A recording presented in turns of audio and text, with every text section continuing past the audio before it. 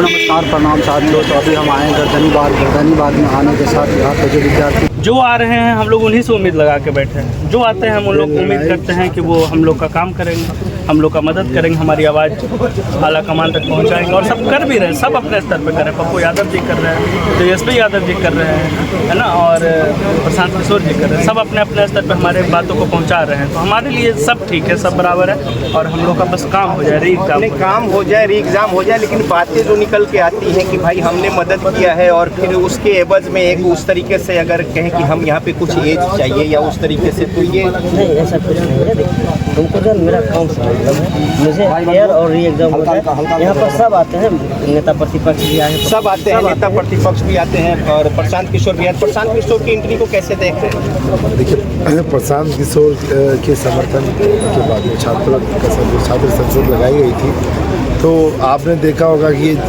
जयप्रकाश नारायण के मूवमेंट के बाद सबसे बड़ा ऐतिहासिक मूवमेंट हमने गांधी मैदान में लगाया था। तो उसमें बहुत सकारात्मक तरीके से छात्रों के बीच संवाद हुआ। ये भी सवाल आया कि प्रशांत किशोर बच्चों को आगे करके पीछे से निकल गए, पिटा गए। नहीं, ये मैं ये इसमें एक्चुअली मिसकम्युनिकेशन क्या हुआ कि जब हमारा जो जेपी गोलंबर के पास हमारी पूरी जो छात्र पहुँचे मार्च करते हुए, प्रशासन ने उनसे बोला कि यहाँ पर लॉ एंड ऑर्डर की बहुत बुरी स्थिति उत्पन्न होने वाली है, तो कृपया आप अपने 5 डेलीगेट्स को चीफ सेक्रेटरी के पास मिलने के लिए भेजिए। उसके एवज में आपको यहाँ से जाना पड़ेगा। तो उन्होंने कहा क्या ठीक है, हम गांधी सेतु भी जाके बैठेंगे। तो उसके लिए प्रशासन मान गया। लेकिन ये कम्युनिकेशन सही तरीके से नहीं हो पाया क्योंकि क्राउड कम्युनिकेशन की समस्या रही। एक आखिरी बात बताइए कि आप इस आश्वासन पे टिकी हुई है आंदोलन की? जी, बहुत ज़्यादा। हम लोग चाह रहे कि अभी ठंड में घर जाए और नया साल अपने परिवार के साथ सुनना है। उन लोगों ने चिल्ला कर कहा कि हमारे साथ धोखा हुआ, या फिर हम यहाँ पे जितने राजनेता आए उन्होंने हमें उपयोग में लिया और हमारे पीछे किसी का हाथ नहीं रहा और हम लोग मार खाते रहे, लोग निकल लिए।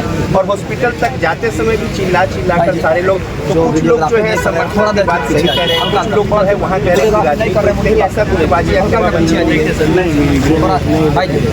आदमी कोई भी घर में भी आदमी पिटाता है तो उस समय घर के लोगों को ही बुरा भला करता है, लेकिन घर के लोग उसके दुश्मन तो नहीं होते हैं। सब लोग कहीं ना कहीं उसके भला किए हैं, ठीक है। तो उसी तरह से जो भी आए हमारे इस मुहिम में सबका स्वागत है, ठीक है। हमारा एक ही उद्देश्य है, हम सब जो भी यहाँ इकट्ठे हुए हैं, री एग्जाम। हम लोग का सबका एक ही उद्देश्य है और ये होगा।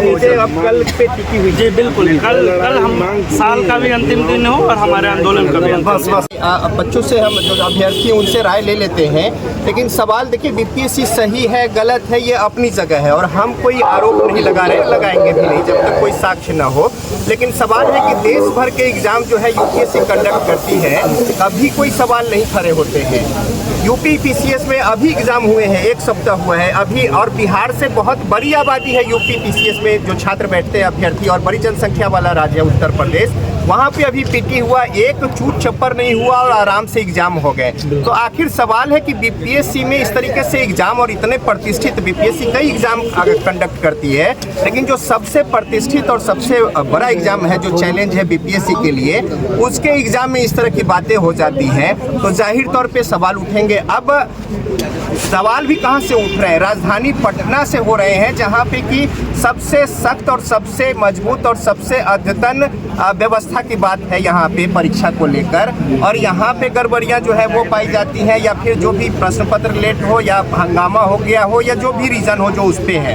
अब सवाल है, छात्र जो है वो सवाल उठा रहे हैं। तो सवाल जो है छात्रों का वो कई सारी बातें हैं और इसको लेकर है। अब जल्दी हम रिएक्शन ले लेते हैं। ये कह रहे हैं कि साक्ष्य कोई नहीं है, फिर आरोप लगा रहे, तो एग्जाम क्यों कैंसिल हो? बीपीएससी तो खुद साक्ष्य दे रहा है बापू परीक्षा परिसर का कैंसिल करके। नहीं, वहाँ तो कैंसिल हो गया, तो वहाँ जब कैंसिल हो गया, जो मांग हो रहा है पूरे बिहार की, तो उसमें कोई साक्ष्य जो है नहीं, कह रहे हैं कि भाई कोई साक्ष्य नहीं है, कोई डीएन के स्तर पे कोई वहाँ पे इस तरह से रिपोर्टिंग नहीं है, कोई इस तरीके से बातें नहीं आई, तो क्यों कैंसिल? ये था जो बापू परीक्षा केंद्र है, वो साक्ष्य नहीं, बापू परीक्षा केंद्र तो इसके लिए नहीं, वहाँ तो ये हुआ कि भाई चलिए कोई इनोसेंट है वो प्रश्न पत्र खींच लिए गए। शॉर्ट में बता देता हूँ सर कि बापू परीक्षा परिसर में ही एक ही जगह हुआ। मान लीजिए उन्हीं का बात मानते हैं, 18,000 विद्यार्थियों का सीटिंग कैपेसिटी, यानी पीटी के रिजल्ट का 90% है।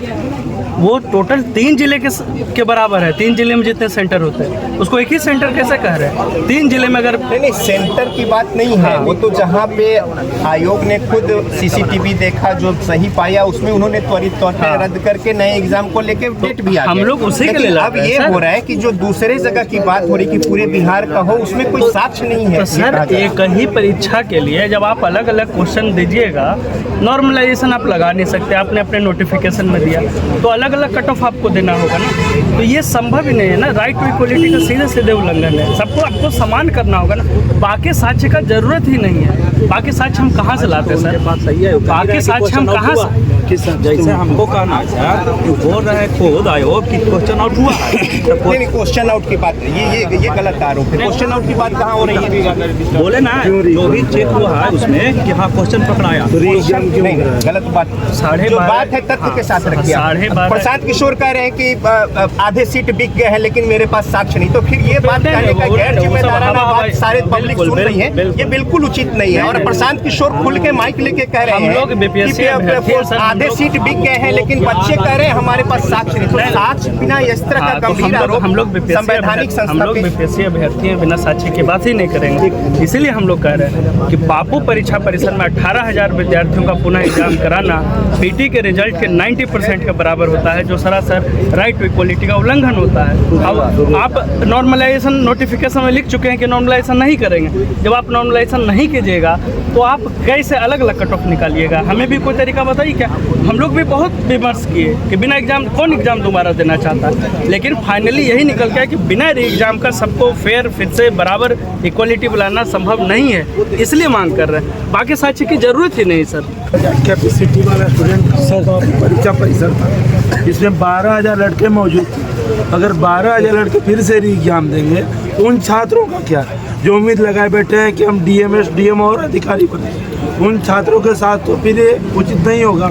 हमारी लड़ाई सिर्फ मांगों की लड़ाई नहीं है, छात्रों के न्याय और भविष्य की भी लड़ाई है।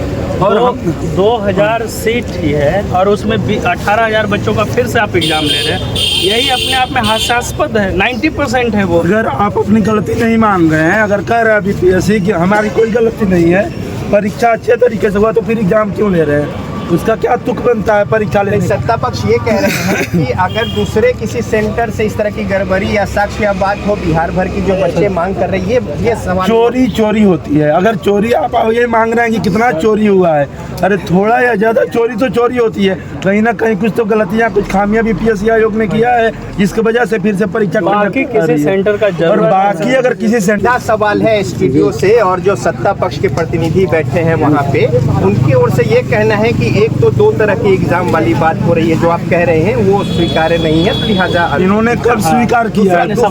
दूसरा जो सवाल महत्वपूर्ण ये करे कि दूसरे किसी सेंटर पे अगर कोई गड़बड़ी हो या बात हो, नहीं तो फिर नहीं मानेंगे। उसकी जरूरत ही कहाँ है? आप एक सेंटर से आपका प्रॉब्लम होता है। देखिए बात यहाँ पहले सेंटर और दूसरे सेंटर की बात नहीं है, बात यह है कि सत्ता की जो सरकार है वो एग्ज़ाम लेने में बिल्कुल तरह से फेल हुआ है और उसका सिस्टम पूरी तरह से फेल हुआ है और इस सिस्टम के खिलाफ लड़ाई है। यहाँ पे बात ये नहीं है कि आप एक जगह फेल हुए हैं, अगर आप एक जगह फेल हुए हैं, अगर वहाँ पे स्कैम हुआ है, अगर वहाँ पे पेपर लीक हुए हैं, तो आपकी पूरी फेल्योर है। सत्ता के जो प्रवक्ता है जो वहाँ से बोल रहे हैं, बिहार पुलिस का भी नहीं मान रहे थे कि परीक्षा में गलतियां नहीं हुई है, फिर उन्होंने बिहार पुलिस का दोबारा एग्जाम कंडक्ट कराया। बिहार का जब एग्जाम हुआ था तो भी नहीं मान रहे थे कि हमारी गलती है। सरकार अपनी नाकामियां छिपाने के लिए हम लड़के को 3 जिले के बराबर मजबूर कर रहा है। मेरा गला फंस गया है, बोलते बोलते गला फंस गया, अपनी आवाज को उठाते उठाते गला फंस गया।